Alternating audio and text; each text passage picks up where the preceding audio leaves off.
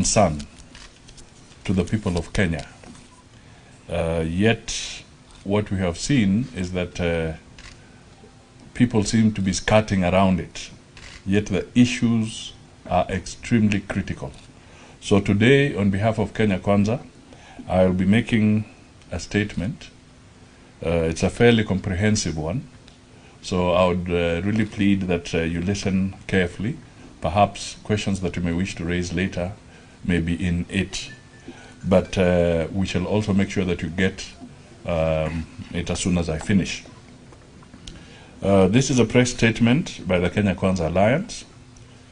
And it's titled this way: Uhuru government auctions Kenyan ports in breach of the Constitution. Today, we reveal to Kenyans a clandestine plot by the outgoing handshake government of Uhuru and Raila to illegally mortgage our ports of Mombasa, Lamu, and Kisumu to a foreign country. In a secret deal, under the guise of an economic cooperation agreement with the United Arab Emirates, and which epitomizes grand corruption, Uhuru has assented to a rip-off that will see a foreign, privately registered entity, Dubai Port World, FZE, take over these key national infrastructural assets. And we shall be releasing a letter signed by the CS Treasury to this entity. Indeed, why would a government with only less than 5 weeks to leave office hurriedly and secretly auction the operations, development, redevelopment, and management of all our ports to a foreign entity? An accountable government should confide in Kenyans why national strategic and security assets are being handed over to a foreign entity. The government should also tell Kenyans why it is risking national security in a clandestine deal at the behest of seemingly vested local interests in the offshore company. Under the ill-disguised economic cooperation agreement, supposedly signed on March 1st, 2022 by the CS Treasury, Mr. Ukur Yatani, Kenya will cede ownership and control of not only the 3 ports, but also supporting infrastructure at the ports in the hinterland.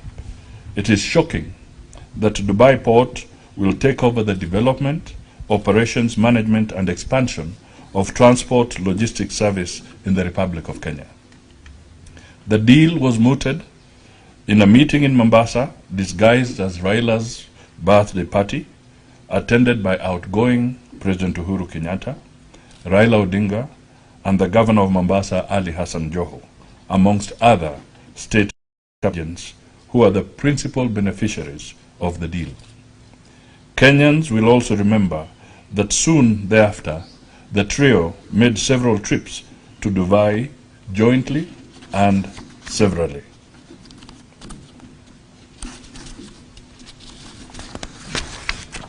In this sinister scheme that contravenes the Public-Private Partnership Act, a superficial foreign entity will take charge of 1.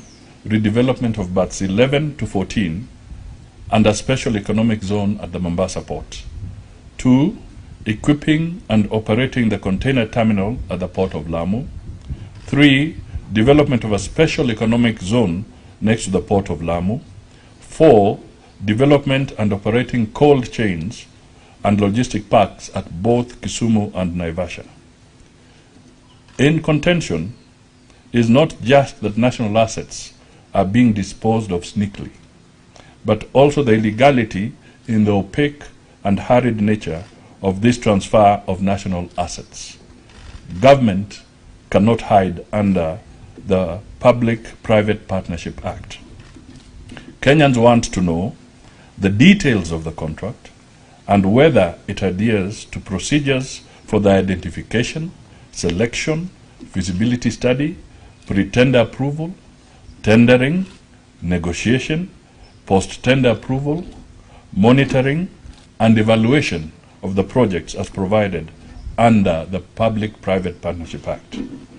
We challenge the government to make public any process and procedure under the Public-Private Partnership Act used to procure such a massive tender.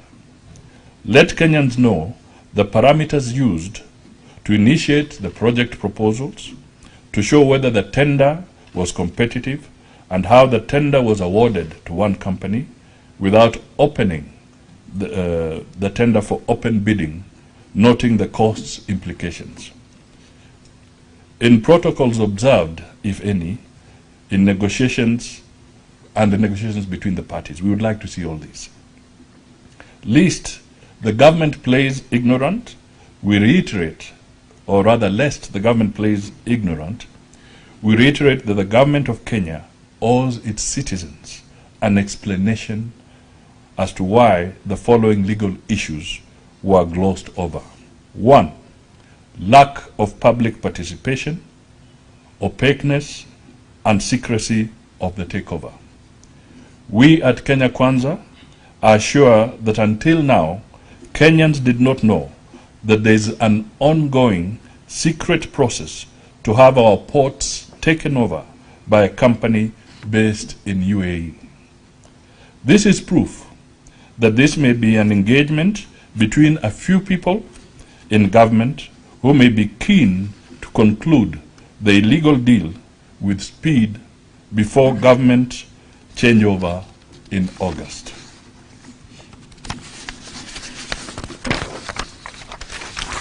B. We remind unethical government operatives that Article 10 of the Constitution spells out the national values and principles for all state officers making decisions. They are obligated to hold public participation consultations. We hold the government guilty of the illegality in engaging a foreign company with no consultations and without any information to the public. A few people cannot sit and, by a stroke of the pen, hand over our national strategic assets to a foreign company. They are in breach of the Constitution for abuse of power and whose improper motive is the possibility of corrupt deals being made by them. Secondly, there is the blatant violation of Article 227 of the Constitution and the Public Procurement and Asset Disposal Act of 2015. Article 227 of the Constitution, as read with the Public Procurement and Asset Disposal Act of 2015, provides that when a state organ contracts for services, such as procurement, should be done through a system that is fair, equitable, transparent, competitive, and cost-effective. The government should explain how Dubai Port World (FZE) was identified to take over our national assets and whether the contract meets the criteria of fairness, equity, transparency, competitiveness, and value for money. In Article 227 of the Constitution as read with the Public Procurement and Disposal Act. Additionally, government owes Kenyans answers to the following questions. Who owns Dubai Port World (FZE)? Is it a company owned by local senior state officials? How much taxpayers' money has been given to the company so far? Which other companies applied to do the job, if any? What is the value of the contract? And why were the provisions of Section 134 of the Public Procurement and Asset Disposal Act not complied with? Further, Kenyans must also know whether the procurement of the company was a government-to-government agreement, and if so, why Section 4(2) subsection F of the Public Procurement and Asset Disposal Act did not apply. 3. non-involvement of Parliament. A matter as critical and fundamental as to takeover of our national strategic asset cannot be purported to be constitutionally processed and concluded without the involvement of Parliament. Articles 93, 94, 95, and 96 of the Constitution that spell out the roles of Parliament were breached. It is not surprising, but is still shocking, that the Departmental Committee on Transport of the National Assembly, responsible for all matters transport, including our ports, is unaware of this scheme. Bypassing Parliament puts the viability of the projects at risk, given that the handover is scheduled to take place when Parliament is on a sine die, ensuring the illegality and corruption is effected and interrupted. There is also the issue of public interest. Where is the public interest in allowing takeover of our national strategic assets by a foreign company? Are Kenyans unable to manage our ports to a point where we cede these national strategic assets to foreigners? Are there no Kenyan companies that can redevelop cold chain logistics in Naivasha port? Further, lack of public interest raises serious concerns or questions about government commitments to Kenyans. What are the local content requirements, provisions in the Lamu takeover contract? Will our people continue working at the port? Which public interest is served by redeveloping the Naivasha inland port?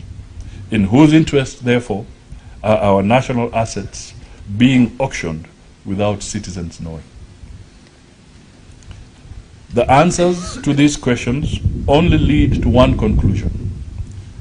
The ongoing auction is meant to divert billions of shillings to some corrupt people's pockets, 5 weeks to elections, and further benefit senior state officers with undisclosed interests in the ports. Big shame. Fifth, non-involvement of the counties. Paragraph 18 of Part 1 and Paragraph 5 of Part 2 of the 4th Schedule to the Constitution provides that transport, including matters relating to ports and harbors, is a function within the concurrent jurisdiction of both the national and county governments. It appears expeditious corruption that the counties of Lamu, Mombasa, and Nakuru and Kisumu were not consulted in respect to the auction of the ports. But this is not new. It is the history of this government that it chooses to abrogate the Constitution whenever state officers' interests are at stake. Sixth, there is the lack of cabinet approval on national strategic assets. And ladies and gentlemen, you will recall here that cabinet did not meet for almost 2 years. Shame. Yes. It was after the hue and cry from Kenya Kwanza that we saw a cabinet meeting being convened a few weeks ago. Ports the world over form part of national strategic security assets in the security architecture of a country. It shames Kenyans that the takeover of our national strategic and security assets by a foreign entity has been done without cabinet approval. It is our submission that national strategic assets belonging to the people of Kenya cannot be auctioned by one person in a manner akin to disposal of private personal property. In conclusion, in the light of the foregoing, we wish to go on record and call out the President of Kenya on this matter. There's a famous saying, we all know that if it looks like a duck, swims like a duck, and quacks like a duck, then probably it is a duck. Absolutely. From the shortcuts we have exposed, the auction of our ports look like corruption. It is swimming like corruption. It is shouting like corruption. And it is certainly corruption.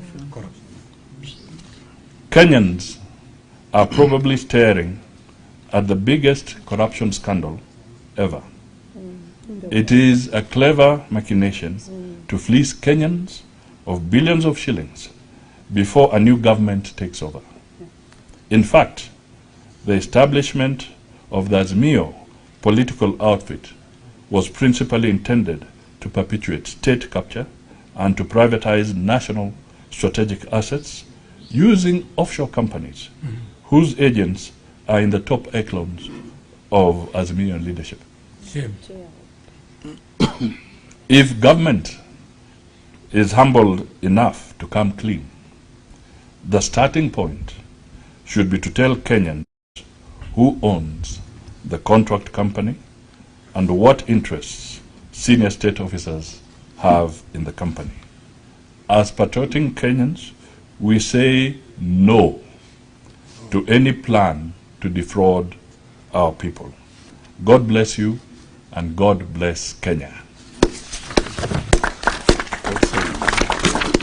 Ladies and gentlemen, this is a long statement. I will need a breather. It was so serious, but my colleagues are also here. And the letter of Yatani is also going to be attached to the statement, so that there's a basis for this communication. Good.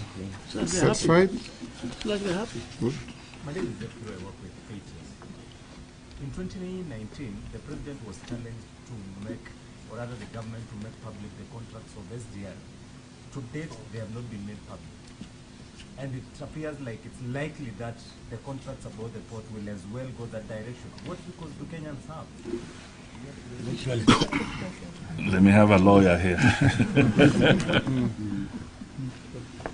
Under Article 135 of the Constitution, there's freedom of information and the right to access to any information held by any public officer. Article 35. We as Kenya Kwanza have enough lawyers in our closet to go to court and demand this information, and we will do so. That the government ignored demands in the past doesn't mean they'll get away with it this time. And in addition to that, this letter signed by Uhuru Yatani and its content indicate that the Attorney General of the Republic of Kenya is an accomplice to this fraudulent transaction because he has sanctioned the transaction.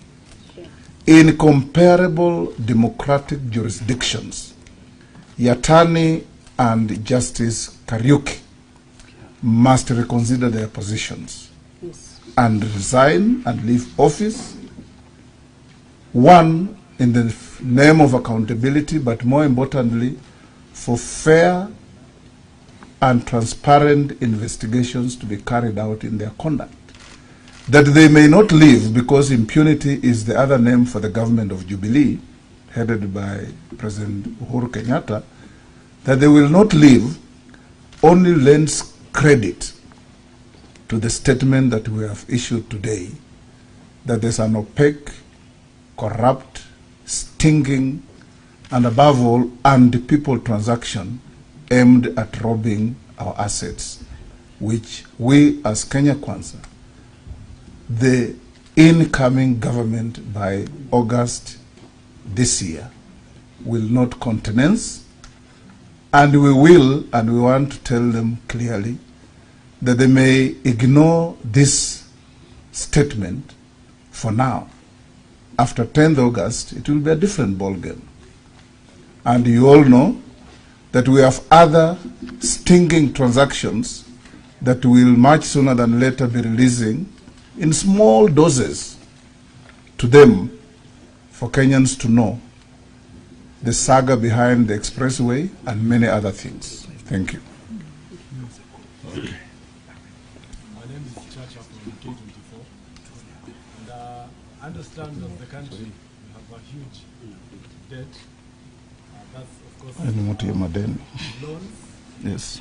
And you know, if you're going to lose these assets to the offshore company, are we likely to find ourselves in a position where we can't afford to repay the loans, hence risking even more assets as a country? Yeah, I mean, this is the very reason we are demanding transparency on these issues, because we want to be clear that when you are entering into such contracts, is the family silver being mortgaged, being auctioned, being given away. Right now we are dealing with a situation where there's a lot of opaqueness, but your question is valid, that unless we are clear, unless the institutions that have to follow, Parliament and so forth, we could easily enter into very dangerous engagements with other people. Thank you. From what you are presenting the statement, it seems like you know who really owns the Dubai ports exactly. Will you tell us who really is behind this? My second question is, given that it is 5 weeks before the Jubilee administration gets off government, is it a little too late for us to cry loud? Because Parliament is on Sinadai. Institutions have been blamed to take the side of the executive. Where do you stand? I'll make a comment and then I'll allow Mutua to also comment. This is the perfect thing that you call the scorched earth policy. When people are exiting, they try to do so many things in a hurry so that the incoming government walks in and finds all the wells, water wells have been poisoned. Okay? That is what you call the scorched earth policy. Yani ukihama, unahama ukiharibu huko nyuma, ili mtu akija asipate nafasi. Yeah? So the message we are putting out here is that why would an outgoing government be in a hurry to engage in such obligations? Why don't you allow this to be suspended? Let the next government or other institutions come in. Let them have an opportunity to examine the steps that have indicated have been all missed out, so that a process can be done, and if it is proper and there's value for money, then Kenyans must be told. But we cannot have a situation where this is being hurried and you have, as you say, 5 weeks to go for an existing government. Then we can only say that there's something sinister. I'd like to, we are skirting the issue here. And the issue here is that this is a mega corruption scandal. And we would like the players, especially in the Azimio team, led by their chairman, the President Uhuru Kenyatta, and their presidential candidate Raila Odinga, to tell us who really owns this company purported to be from the UAE. Who are the players? We have more information, but we'd like them to come out and tell Kenyans what is their role in this. From a county's perspective, counties are supposed to be involved. The Council of Governors, we are not aware of these deals. These are things that are happening in the dark. This is nothing that just Azimio la Ukora. They are trying to mortgage our country, take things away from us last minute. And we urge them and we tell them clearly that there should be no more deals done. Actually, you shouldn't do any deals within 6 months of handing over government. It is totally illegal. It is improper. Within 6 months of handing over government, don't enter into deals. It is quite scary because we do not know what other areas of Kenya have been mortgaged. We don't know what else belongs to us and belongs to other agents. But the key factor is, it is not just mortgaging to other countries to take care of what we have. It is people with their self-interest to make money out of our country. It is a continuation of what we've been saying throughout, that people want to maintain the status quo. The few rich people, the dynasty, community, to continue ruling this country, whether we like it or not, and the rest of us to suffer. And what we are saying here as Kenya Kwanza, that is enough, and we are going to out them, and we are going to expose them to the people of Kenya, and this is a mega port scandal, and it is one of many that will come to light in the next few days. Thank you.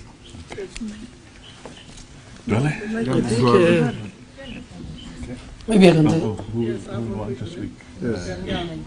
Okay. Do you have a plan now to block this process? I think we are missing the point.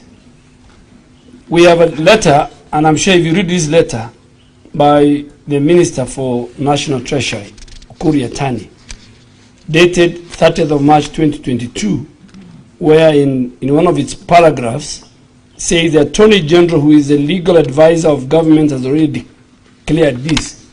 The matter we are discussing is a matter where national assets and security assets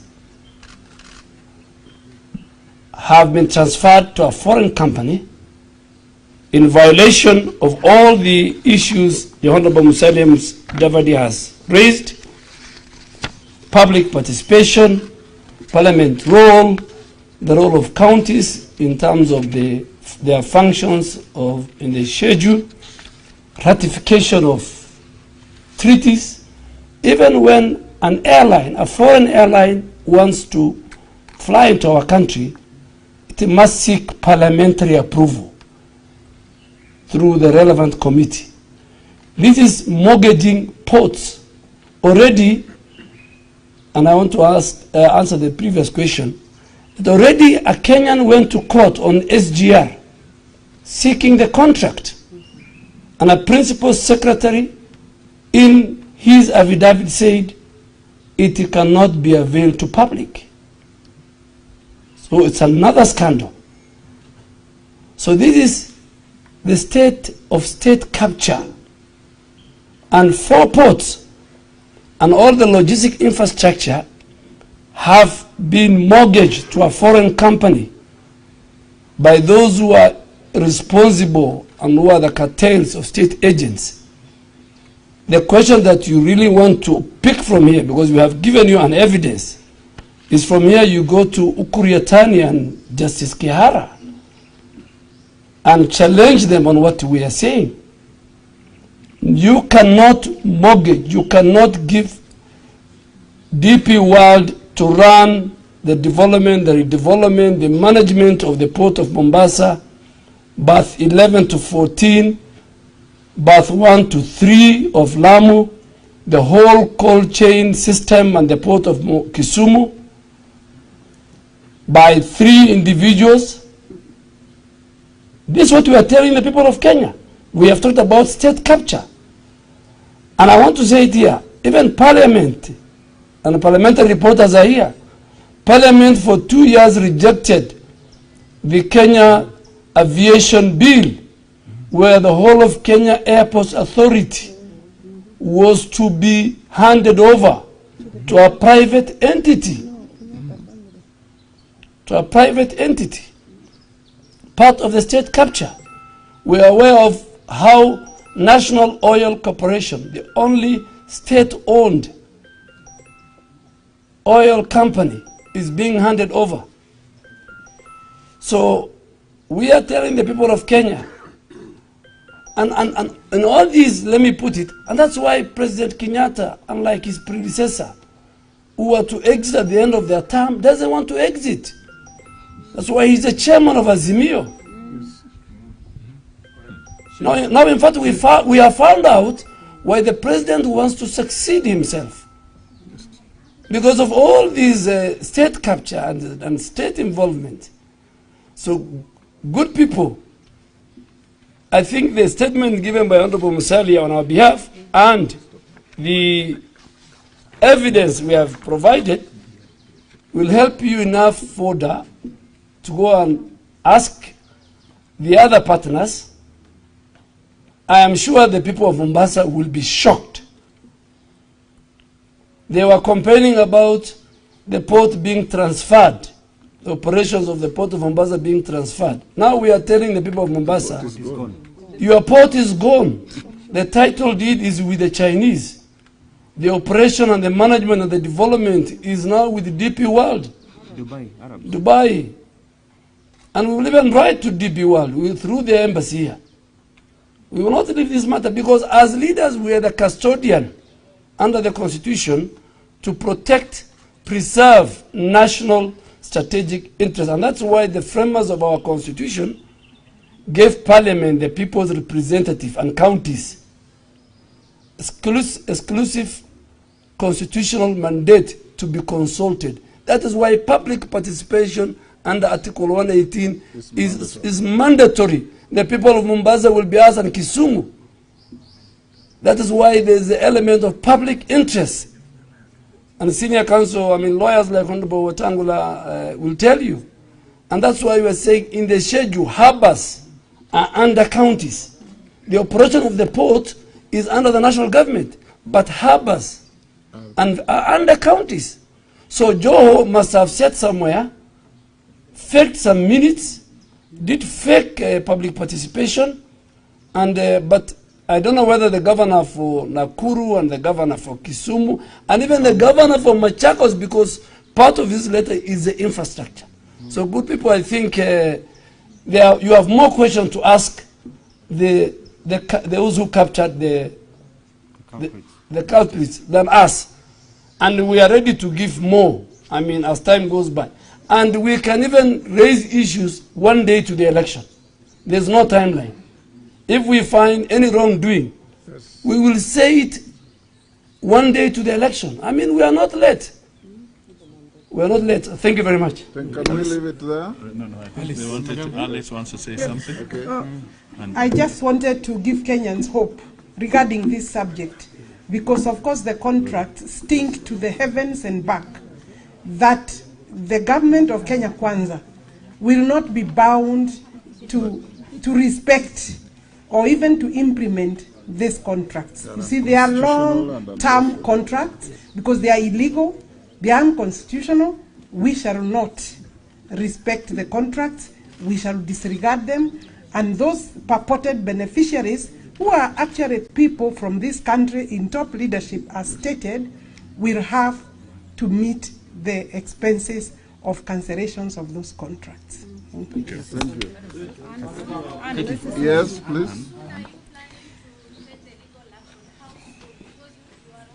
We will notify you.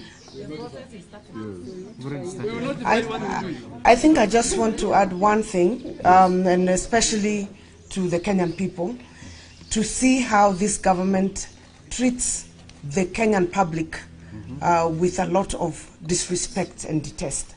Because if they cared for the people of Kenya, this issue should not have arisen because they would have been consulted. And I would like to urge the people of the coast region, the people of Mombasa and of Lamu, to look on Nakuru and Kisumu, to look at which coalition has their interests at heart, especially because of this matter, and vote for the Kenya Kwanza, because they can see that this coalition that is currently being managed by the current government definitely does not care for them as counties, as the people at these regions, and also the people of Kenya. Thank you. Thank you. Asanteni sana. Thank you. Well done. Well done. How are you? Good to see you.